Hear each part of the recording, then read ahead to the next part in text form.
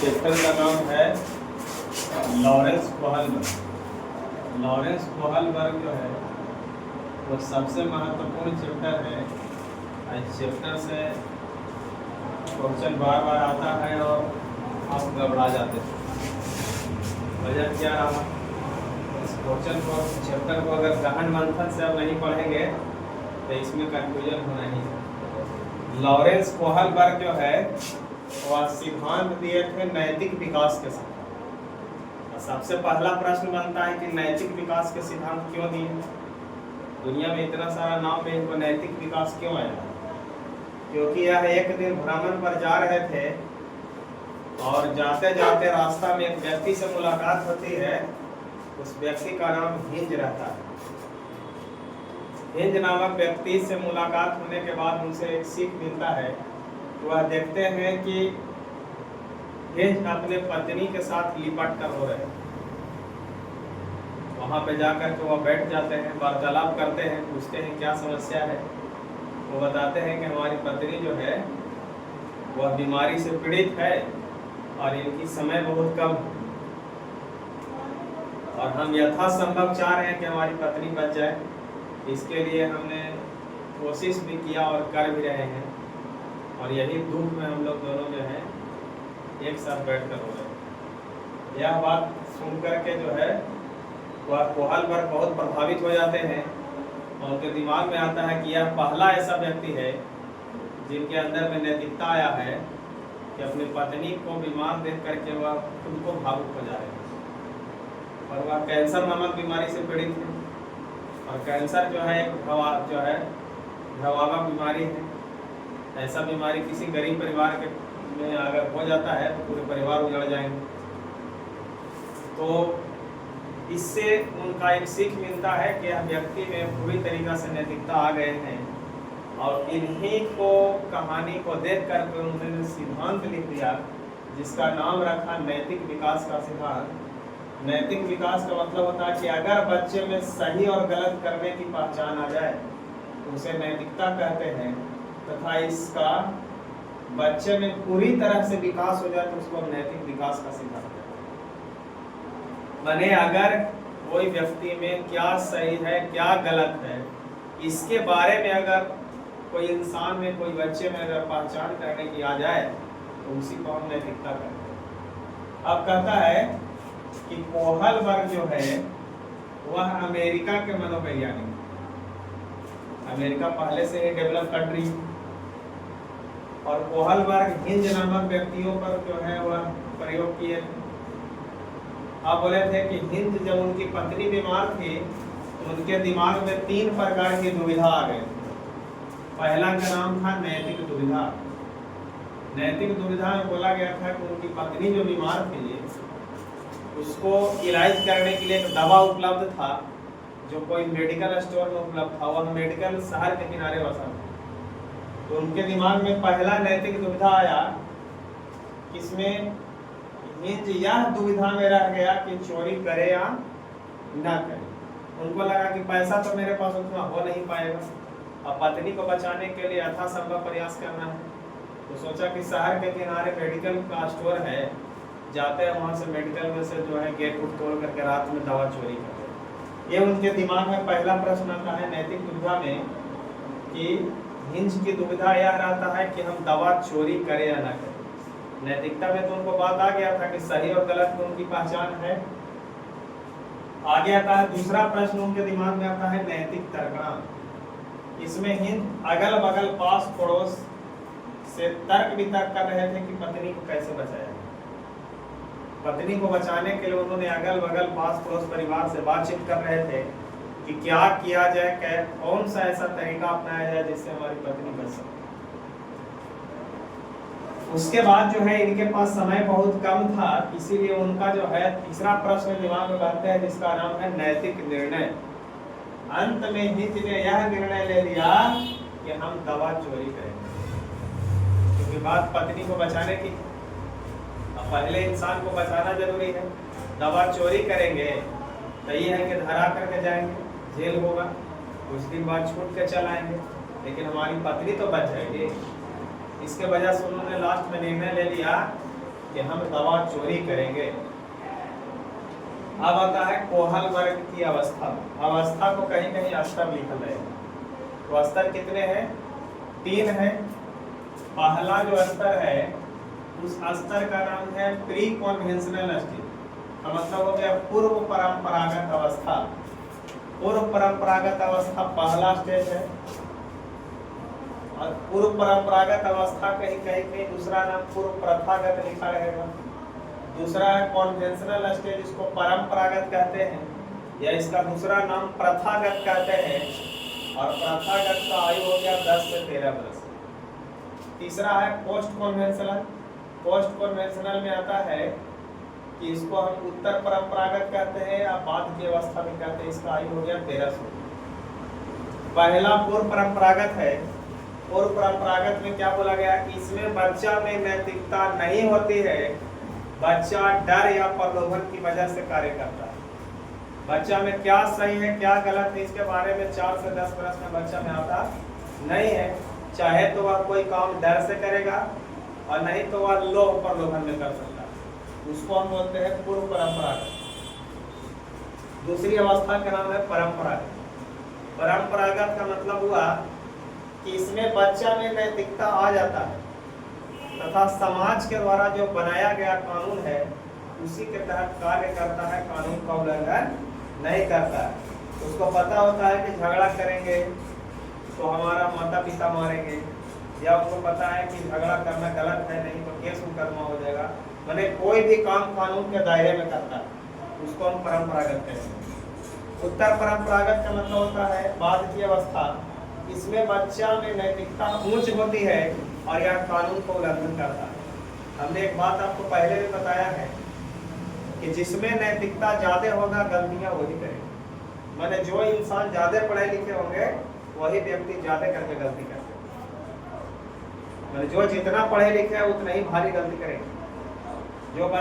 जो व्यक्ति जो है अनपढ़ है तो वह माता पिता की इग्नोर नहीं करेगा। वो माता पिता के साथ अगर माता पिता खेत में काम करे जा रहे हैं तो बेटा उधर से कुदाल जो है और हल लेकर पिता के पीछे पीछे जाते हैं काम करे। अगर उनका बेटा तक में पढ़ा लिखा आहर बाहर रहने लगता है, दिल्ली पंजाब लुधियाना करे लगेगा, तो अगर बात देखिए उनका आवाज़ तो माँ बाप से कैसे ट्रीट करके बोलते हैं। अगर बच्चे पढ़े लिखे नौकरी उकरी करते हैं तो वह माता पिता को साफ इग्नोर कर देते हैं। उनके नज़र में उनके माता पिता मैंने एक कीड़ा के बराबर हो जाते हैं, गलतियां बड़ा करते हैं क्योंकि वह दिल नहीं दिमाग का यूज करने लगते हैं। तो कहने का मतलब है कि जो जितना ज़्यादा पढ़ा लिखा रहता है उतने भारी गलती करेगा, क्योंकि वह कोई भी फैसला दिल से नहीं लेता, वो दिमाग से लेता है। और दिमाग के इंसान अगर यूज करने लगे तो समझ लीजिए कि कटघरे में पान है। तो आप तीनों अवस्था को समझ गए, पूर्व परंपरागत, परंपरागत और उत्तर परंपरागत। पूर्व परंपरागत में नैतिकता नहीं आया, परंपरागत में नैतिकता आया लेकिन कानून के दायरे में कार्य किया। उत्तर परंपरागत में नैतिकता उच्च होती है और कानून को उल्लंघन करती है, क्योंकि जो कानून के बारे में जानता है वो कानून को उल्लंघन करेगा। जैसे आप कानून के बारे में नहीं जान रहे तो आप कानून के खिलाफ नहीं जा सकते हैं। जैसे पहले पुलिस के बारे में कोई नहीं जानता था, पुलिस से लोग डरता था, लेकिन अब सबको जान गया कि पुलिस प्रशासन क्या होता है। पुलिस से बहस करने लगता है, पुलिस के मारकू लगता है लोग, और पुलिस के वैल्यू नहीं देता है। और यहाँ तो कह रहे हैं कि यहाँ कुछ ऐसे लोग हमको मिले ना कि हमरे साथ जा रहे हैं और मोड़वा पर रहती पुलिस खड़ा और जाके कह रहा है ना कि चाचा लाइए तो तनी सुन खाइए। अब बताइए प्रशासन के का प्रतिष्ठा रख दिया कि प्रशासन से कोई आम आदमी बोल रहा है कि चाचा लाइए तो खाएंगे, और वो इतना मूर्ख आदमी कि वो इसको खैनी दे देता है। अब खैनी देकर के दोनों पूरा हाँ बतिया रहा है, तो प्रशासन के वो प्रतिष्ठा रख दिया। अरे वर्दी का एक अलग गरिमा होता है, आपका एक अलग यूनिफॉर्म होता है, आपको अलग जो है एक पर्सनालिटी होनी चाहिए। ये नहीं कि आम इंसान जैसा ट्रीट करे लगे तो आपको वैल्यू गिर जाएगा। उस जगह पे उनको खैनी नहीं देना चाहिए, तो उनको डांटना चाहिए, तो अपना स्तर को खुद लोग गिरा देता है। अब आता है कि कोहल वर्ग के सोपान 6 सोपान को कहीं कहीं चरण लिखा रहेगा। ये 2 को आपका सोपान लिखल है। पहला है दंड तथा आज्ञा पालन और दूसरा है आंतरिक सापेक्ष अभिमुखता। ये दोनों फर्स्ट स्टेज के।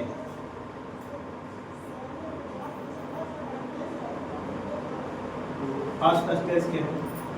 दंड तथा आज्ञा पालन जो लिखा हुआ, इसका मतलब हुआ कि बच्चा ने दंड से बचने के लिए आज्ञा को पालन किया। दंड तथा आज्ञा पालन में हुआ कि बच्चा ने दंड से बचने के लिए आज्ञा को पालन किया। अगर आपके पिता बोलते हैं कि बाबू एक गिलास पानी लेकर आओ, और अगर आपको पता है कि हम पानी नहीं लाने जाएंगे तो पिता हमको डांटेंगे, तो आप जो है डर के वजह से आप पानी लाने जाइएगा। उसी का नाम है दंड तथा आज्ञा पालन। अगला है यांत्रिक सापेक्ष अभिमुखता। यांत्रिक सापेक्ष अभिमुखता में कहता है कि इसको इंग्लिश में बोलते हैं टिट फॉर टैट, जैसे को तैसा।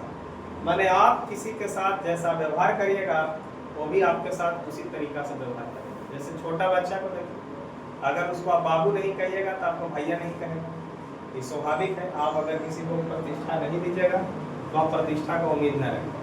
एक दूसरे का सेम व्यवहार या विपरीत व्यवहार करता है तो उसको हम क्या कहते हैं? जैसे में हो गया कि आज स्कूल में जाने के बाद बच्चा ने टिफिन के टाइम में लंच बॉक्स को शेयर किया, यानी एक दूसरे के साथ जो है उनकी अच्छा जो है कि अंतःक्रिया किया। तो अंतःक्रिया जब कहता है कि एक दूसरे के साथ जो है सेम व्यवहार करना, वह आंतरिक सापेक्ष अभिमुखता में कहलाता है। जैसे आया कि अगर कोई बच्चा है पढ़ रहा है, वो कॉपी फाड़ दिया तो वो होकर जो है कि कलम तोड़ दिया या कॉपी फाड़ दिया, एक दूसरे के सेम व्यवहार कर रहा है तो उसको हम यांत्रिक सापेक्ष अभिमुखता कहते हैं। सेम व्यवहार या विपरीत व्यवहार हो सकता है। अब तीसरा है अच्छा लड़का अच्छी लड़की। अच्छा लड़का अच्छा लड़की बोलता है कि अगर आप समाज के लिए कुछ अच्छा कार्य करिएगा तो आपको अच्छा लड़का कहा जाएगा, तो अगर समाज के लिए कुछ अच्छा कार्य नहीं करिएगा तो आपको अच्छे लड़का नहीं कहा जाएगा। जैसे हम लोग बचपन में जब हम लोग 10th क्लास में पढ़ते थे तो मैट्रिक के एग्जाम के लिए बहुत गहन मंथन करते थे, क्योंकि समाज में जो है मैट्रिक का जो रिजल्ट का रवैया है कि गांव में खेत में काम करे वाला आदमी भी जानता है कि फलना के बेटा मैट्रिक एग्जाम दिया, तो वहाँ पे अपनी कद को अच्छा करने के लिए या आप अपने माता पिता को अच्छा नाम कमाने के लिए या अपना समाज में बेहतर नाम जो है करने के लिए आप अच्छा लगन मेहनत करते हैं, अच्छा नंबर लाते हैं, तो आपका नाम हुआ, आपके परिवार का नाम हुआ, आपके गांव का नाम हुआ, आपके समाज का नाम होता है। तो अगर ऐसा आप कार्य करते हैं तो उसी को बोलते हैं अच्छा लड़का अच्छा लड़का। कहीं कहीं इसका नाम बदल के लिखा हुआ रहेगा, इसका नाम बदल करके क्या लिखा रहेगा जी, बता सकते हैं? परस्पर संबंध अभिमुख।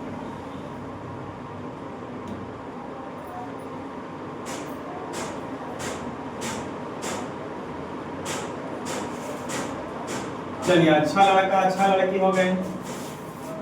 इसका बाद चौथा नाम है कानून एवं व्यवस्था। कानून एवं व्यवस्था में कहता है कि कानून सबके लिए बराबर होता है, चाहे वह धनी व्यक्ति हो या निर्धन व्यक्ति हो या कोई कानून मंत्री हो, किसी के लिए भी कानून अलग नहीं होते। आप कोई भी किसी के साथ कानून का उल्लंघन करेगा तो सभी को सजा मिलेगी। लेकिन आज हमारे देश का जो रवैया है वो कहीं ना कहीं भेदभाव हो रहे हैं। गुंडा मवाली जो है वह रोड पे घूम रहे हैं, इंसान आदमी को पकड़ के जेल ले जाता है। अभी हमारा कुछ सरकार ऐसे चल रहे हैं कि जो व्यक्ति देशद्रोही नहीं है, जो व्यक्ति समाज के लिए लड़ रहा था, उसको इनकाउंटर करा दिए जाते हैं। और हमारे इस राज्य में बहुत सारे बलात्कार लोग हैं, बलात्कारी हैं, जो बलात्कार किया, एक दूसरे को मर्डर कर दिया, वो व्यक्ति अभी निहत्थे घूम रहे हैं और वह उसी सिस्टम के अंदर में बैठे। तो ये जो है कहीं ना कहीं कानून एवं व्यवस्था का जो नियम है उसको फॉलो नहीं कर रहे। अब कहता है कि इसका दूसरा नाम कहीं कहीं लिखा हुआ रहेगा अधिकार संरक्षण अधिनियम। अधिकार संरक्षण अधिकार संरक्षण अधिनियम में बोलता है कि समाज के नजर में जो कार्य अच्छा होगा उसे हम करेंगे, चाहे दुनिया हमको कुछ भी आलोचना करे। इस पर एक कहानी आपको बताए थे। एक व्यक्ति था, उनकी पत्नी बीमार थे, तो वह दवाई लाने के लिए बाजार गए थे और उधर से लौट के आते समय एक पड़ोस के व्यक्ति के पत्नी जो है बीमार थे, वह हॉस्पिटल जा रहे थे। रास्ता में उनकी मुलाकात हो जाते हैं, तो महिला बोलते हैं कि हमें हॉस्पिटल पहुंचा दीजिए, तो वह अपने बाइक पर बैठा के और नैतिकता को देखते हुए उन्होंने हॉस्पिटल लेकर के जा रहे हैं। रास्ते में कुछ व्यक्ति उनसे मुलाकात होती है, कुछ महिला देख लेते हैं, तो जो व्यक्ति ले करके जा रहा था मोटरसाइकिल पर उनके पत्नी के बोल देते हैं, सॉरी पत्नी के बोल देते हैं कि आपके पति जो हैं वह बाजार में किसी और महिला को लेकर घूम रहे। अब कुछ व्यक्ति वहाँ मिलते हैं, वह जा करके जिनके पत्नी को लेकर जा रहे थे उनको जाकर कह देते हैं कि तुम्हारी पत्नी का फलना जो है बाइक पर घुमा रहा। अभी दोनों के बीच में जो गलतफहमियां हैं वह बड़े पैमाने पर हो गया। वो बेचारा समाज के लिए जो बेहतर काम था वह करने गया, दुनिया का आलोचना को नहीं देखा। अब जगह पत्नी के लिए गए वो उनका घरे जाता है और उनका पत्नी ऑलरेडी बेचारे को वहाँ मिलते हैं, कहते हैं कि तू अपन पति के ना समझेगा और पत्नी के लेकर बाजार घूमे, और कहते हैं कि तू अपन पत्नी के ना समझो, हमारे पति सब तो बाजार का है घूमे। अभी दोनों के बीच में गलतफहमियां हुआ, तब बोला कि जब ओखनी दोनों के वही पसंद है तो चला हम जो ऐसे नया इतिहास रख देते हैं। अब खनियों गुस्सा में जाके कोर्ट मेरे शादी करके आ जाते हैं। अब बेचारे इलाज करवा के जब घर आते हैं तो पता चलता है कि तब तक हमारी पत्नी को लेकर के हल्ला चल गया। मैंने इसे एक साबित होता है कि सहयोग करने वाला इंसान हमेशा जो है बर्बाद होता है। अब उस सहयोग करे गया, अब इसमें सहानुभूति का रहा, वो बोला जब एक पत्नी आकर रोने लगी तो बोली कि तत्ताओ तू रहा। मैंने एक आदमी ऐसे है जो अपने पत्नी को भी रखा, दूसरे के पत्नी को भी रखा, और सहयोग करने वाला आदमी रोड पर आ। पर इससे घबरा करके और अधिकार संरक्षण अधिनियम में कहता है कि उसके बावजूद भी समाज के लिए जो काम अच्छा होगा तैयो उसका आपको करना होगा। अगला कहता है सामाजिक नैतिक अभिन्यास। ये दो को तीसरा और चौथा जो आपको सोपान दिया हुआ था, ये सेकेंड स्टेज के था। अब आइए, सामाजिक नैतिक अभिन्यास में बोलता है कि इसमें जो बच्चा कार्य करेगा वह निजी स्तर पर कार्य करेगा। निजी स्तर पर यह कार्य करेगा बच्चा, और निजी स्तर का है तो जब आपका नजदीक से कोई रिलेशन हो। जैसे कहने का मतलब है कि अगर लॉकडाउन का समय 2020 में चल रहा है, अगर आपके पिताजी बीमार रहे तो आप लॉकडाउन को उल्लंघन करके उनको हॉस्पिटल ले जाइएगा या नहीं।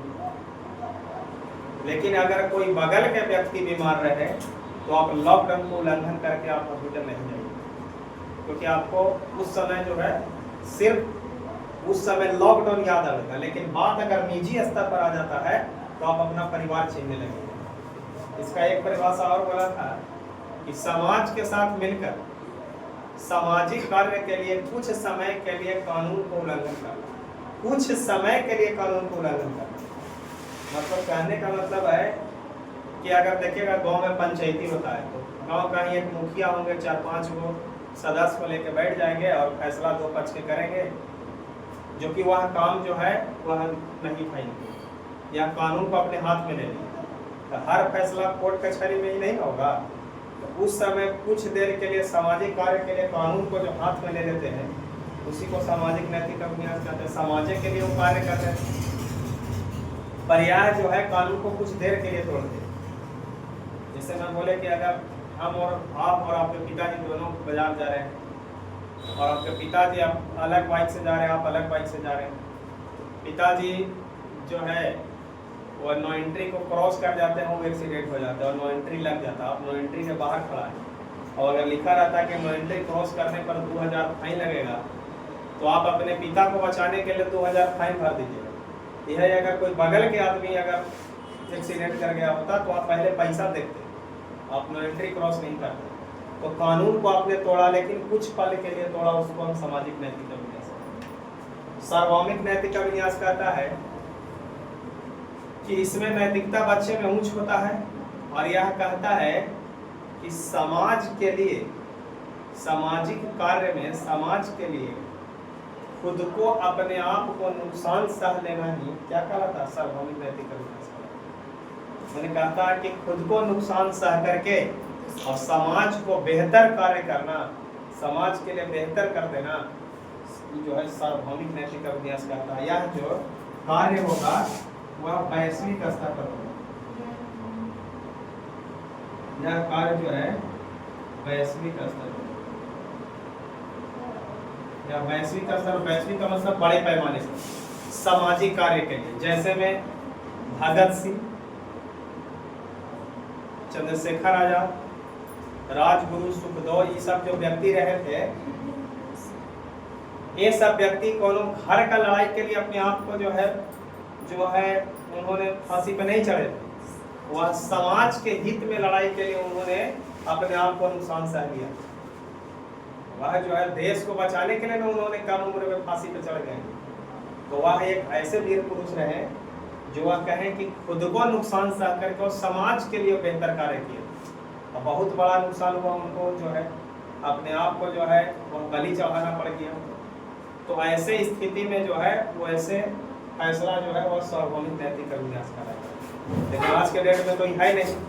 आज के डेट में अपना कार्य बनने के लिए आपको न जाने कितना स्तर तक नीचे गिरा देंगे लोग। यही सच्चाई, वही आपको आज का चैप्टर जो है वो